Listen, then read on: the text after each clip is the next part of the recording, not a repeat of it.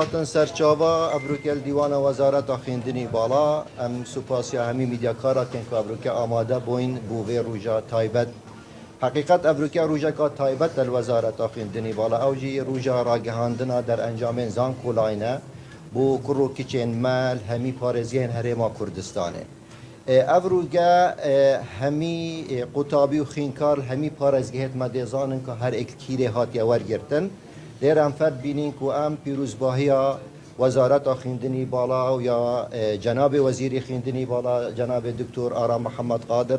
که ام پیروزباهی همی قطابی و خینکار بکین و ابروکه که هر اک دزانیتن پشتی ماندی بوناویا چند سالا کالکیره هاتی ورگرتن حقیقت اف سالا که جواز بو جوازی ها توی دابو کو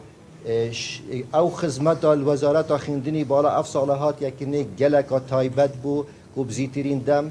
و فرمانگیت موستاف می وزارت اشیا در انجام ادوان بزیترین کاد دابین که تو ابروکه بهن راگهاندن لیر ام فرد بینین ام سپاسیت تایبت آرسته حکومت هرمی کردستان که این کابینانه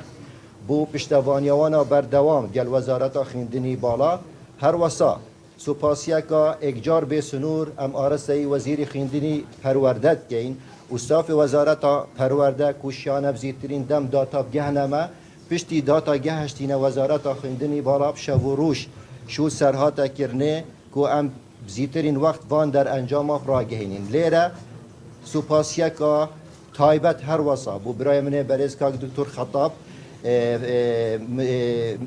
برابری گشتی فرمانگی خویندن و پلاندانان چکوب شب و روش وی و ماموستا آرام مدیر قبول مرکزی شیام شب و روش ولک تایبت کن که وزیرترین دم اف در انجام بهنه راگهاندن هر واسه سپاسیا برای خوک دکتر توانایش کن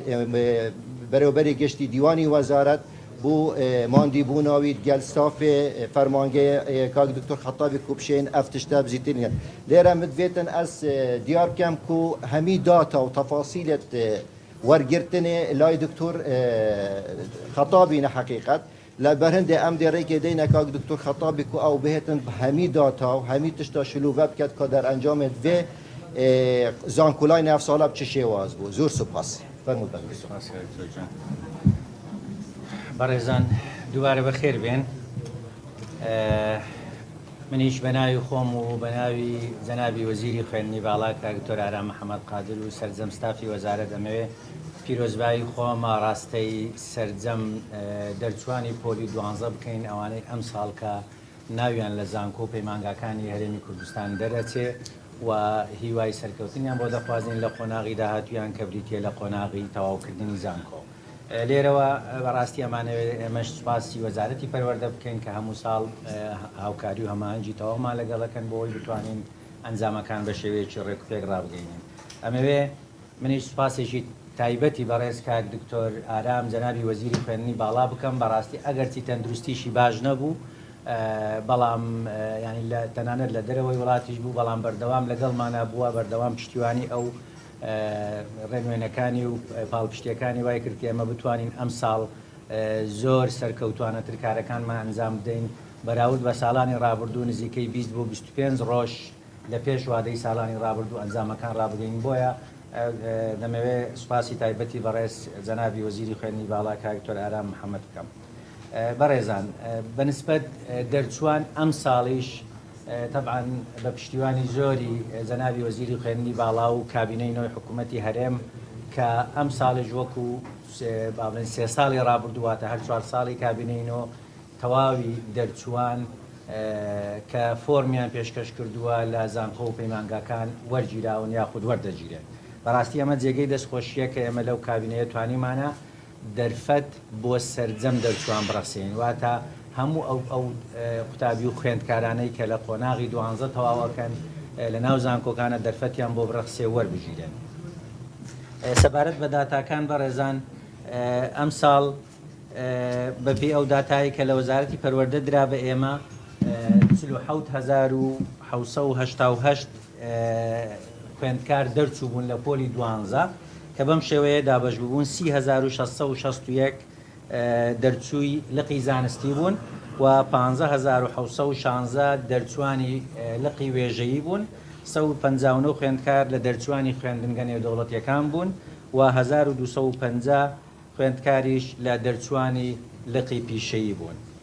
پلانی وەرگرتنمان ئەم ساڵ بەڕێزان بەپێی ئەو دەرچوانەی کە لە پێشەوە ئاماژەمان پێدا پلانی وەرگرتنمان بریتی بوو لە 63,013 کورسی بۆ وەکو وتم ئەمە دەستکەوتێکی وەزارەتی خوێندنی باڵا لە کابینەی نوێی حکوومەتی هەرێمە کە توانیمانە دەرفەت بۆ سەرجەم دەرچوان بڕەخسین. بۆیە پلانەکەمان بەڕاستی 63,013 کورسی خوێندن بوو لە زانکۆ و پەیمانگا حکوومیەکانی هەرێمی کوردستان. سەبارەت بە پێشکەشکاران لەو ژمارەیە کە لە سەرەوە ئاماژەمان پێدا سەبارەت بە پێشکەشکاران 37,290 پێشکەشار لە دەرچوانی 2023 داواکاریان پێشکەش کردو. 37,290 قوتابی خوێندکار داواکاریان پێشکەش کردبووە. 2,598 لەو دەرچوانش لە پێشکەشکاران دەرچوانی ساڵی 2022 بوون و 6,882 ساڵانی تری ڕابردوو بوون. واتە کۆی پێشکەشکاران بریتی بوو لە 46,770 خوێندکار کە داواکاریان پێشکەش کردووە بۆی لە زانکۆکان وەربگیرێن. دوای جێبەجێکردنی پرۆگرامەکە و کۆی وەرگیراوان بەڕێزان لەو 46,000 کە پێشتر ئاماژەمان پێدا 42,985 قوتابی وەرگیران 42,985 و لە نێو ئەمانەش وەرگیراوی دەرچوانی ئەم ساڵ 36,092 خوێندکارە لە دەرچوانی ئەم ساڵ 36,092 خوێندکارن و دەرچوانی ساڵانی ڕابردووش 6,893 خوێندکارن. ساڵانی کاتە کۆیەکەی ئەکاتە 42,985. بۆیە ئەگەر تەنها دەرچوانی ئەم ساڵ وەربگرین کە ئێمە بۆکو ئەوانەی ساڵانی ڕابردوو خۆیان چانسی خۆیان وەرگرتووە پێشتر ئەم چانسی کە پیان ئەدرێت چانسی ترە دەرفەتی تری زیاترە بەڵام دەرچوانی ئەم ساڵ کە 36,092 خوێندکار وەرگیراون ڕێژەی وەرگرتن 96.8. ئەوەی کە وەرنەگیراوە تەنها 1,198 خوێندکار وەرنەگیراون کە دەکاتە 3.2. ئەمە ئەوانن کە فۆرمەکەیان ناڵێن بە هەڵە پڕکردوتەوە فۆرمەکەیان بە شێوەیەک پڕکردوتەوە کە کۆمەڵێک بەشی بەرزیان نووسیوەوە دەرەجەکەشیان بواتە دەرەجەکەیان لەو بەشانە وەرنەگیراوە کە ئەوان نووسیویانە. بەڵام لەبەرەوەی ئێمە ئێستا ژمارەی کورسی بەتاڵەکانیشتان پێ دەرێن کورسی بەتاڵمان هەیە بۆیە ئەمانە وەرەگیرێن. بۆ ئێمە تاکید دەکەینەوە کە ئەم ساڵیش هاوشێوەی 3 ساڵی ڕابردووی کابینەی نوێی حکوومەتی هەرێم وەزارەتی خوێندنی باڵا دەرفەتی تەواوی بۆ سەرجەم دەرچوان ڕەخساندووە و سەرجەم دەرچوان وەرگیراون. لێرەوە ئەمەوێ دووبارەی بکەمەوە کە سوپاسی پشتیوانی جەنابی وەزیری خوێندنی باڵا دەکەین کە بەردەوام هەوڵی داوە بەردەوام هەموو جۆدی خۆی خستۆتە گەڕ بۆ ئەوەی سەرجەم دەرچوان بتوانێت لە زانکۆ حکوومیەکان وەربژیرێن. ئەوەی ئەڕوە بۆ زانکۆ ئەهلیەکان بە ئارەزوی خۆی بڕوە واتە لە ناچاریە نەڕوە. بۆیە ئەڵێم جارێشتر سوپاسی جەنابی وەزیری خوێندنی باڵاکەینەوە کە بەردەوام پشتیوانمانە بۆی بتوانین سەرجەم دەرچوان وەربگرین. بەڕێزان ژمارەی کورسیە بەتاڵەکان کە ئێستا بەتاڵە 20,197 کورسی بەتاڵە لە زانکۆ حکوومیەکان واتە ئەو 1970 بە زۆر بە ئاسانی ئەتوان ئەمانەش وەربگیرێن و ژمارەیەکی زیاتریش لە کورسیەکان بە بەتاڵی ئەمێنێتەوە. ئیتر وەرگرتنەوەی ئەنجامەکان لە هەمان سایتی پێشوو ئەبێ ئەمە ئێستا ئارامخان وردەکاریەکان باسەکە. ئەم داتانەی کە باس کرا بەڕێزان هێشتا داتای دەرچوانی کەرکووک و شنگال و خانەقینی لەسەر نییە. من لێرە جارێشتر ئەوەش بڵێمەوە کە جەنابی وەزیری خوێندنی باڵا لەم کابینەیە هەموو کات جەختی لەوە کردوتەوە کە ئەبێ ڕۆڵەکانمان مناڵەکانمان لە دانیشتوانی کەرکووک و خانەقین و شنگال و ئەو ناوچانەی کە دەکەونە داوچە کوردستانیەکانی دەرەوەی ئیدارەی هەرێم ئەبێ لە زانکۆ حکوومیەکان دەرفەتیان بۆ بڕەخسێنین. بۆیە ئەم داتا هێشتا ئەوانی تێدانە لەبەر ئەوەی تاقیکردنەوەی خولی دووەمیان لە دوای تاقیکردنەوەکانی ئێمە هێشتا ئەنجامەکانی وەرنەگرێتەوە.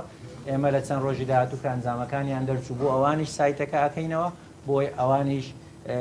بتوانن لە زانکۆ و پەیمان